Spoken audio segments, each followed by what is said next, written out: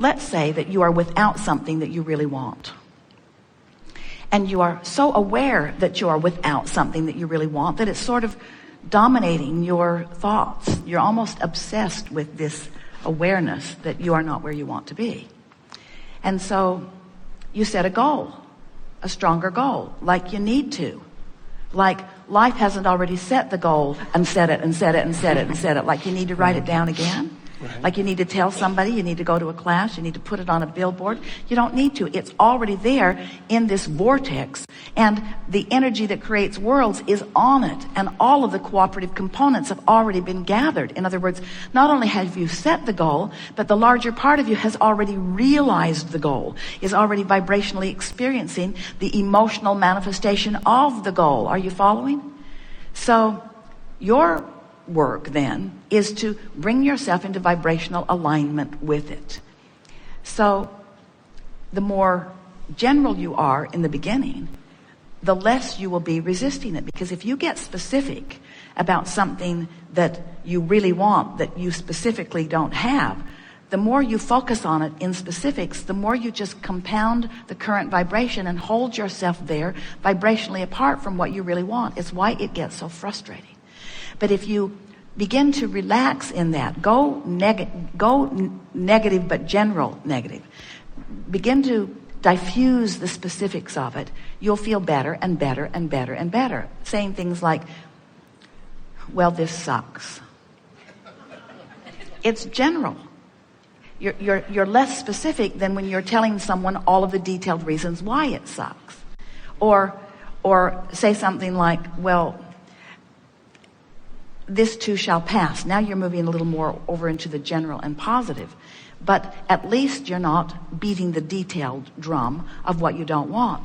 Now, what begins to happen as you begin to diffuse the specifics of this unwanted thing is that you begin to, the active vibration of unwanted begins to dissipate because of your lack of attention to it, because it's only your attention to it that keeps anything active. So as you distract yourself from the specifics by deliberately focusing upon the general, it begins to move, and you begin moving closer and closer, vibrationally speaking, to this vortex.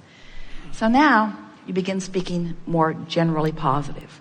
And it begins to feel good to you. You begin to feel the resistance lift up off of you because you're not keeping the resistance active anymore. And as the resistance lifts up off of you, you begin to feel better. You begin to feel better emotionally. And you begin to become clearer in your mind. And you begin to get closer to the details that you've been putting there incrementally. The details that you don't have access to when you're specifically focused in opposition to them. So now what happens is that the thing begins to tip for you. It's like the fulcrum point just tips. And suddenly, and it will feel sudden to you, you begin to find more specifics about the thing that you want. And that's and then it can get exciting. In other words, to talk about what you want in detail when there's no resistance is really intoxicating. It's really what the feeling of passion is. It's so fun to get really specifically focused. But we want to explain to you how it is that happens. How it is that it happens is that you've already focused the details into being one at a time without even consciously realizing that you've done that. But because you've been vibrationally in a different place, you haven't had access to those details. As you diffuse the only thing that's holding you away from it, law of attraction and the power of that which you really are calls you closer and closer to it. And the closer to it you become, the more you are able to translate the vibration of it into meaningful things. Like first it's emotion, then it's thoughts, then it's words, then details begin coming. It's the understanding that things are always working out for you, and that if you would stop doing that thing you do that's keeping them from working out, they would work out. So the question is, should I be setting the goal? And the answer is, if you are in a negative place, no, because setting a goal of what you do want from your awareness that you don't have it only compounds the resistance. So ask your question exactly as you ask it to begin with, can you? Should I even be attempting to manifest things?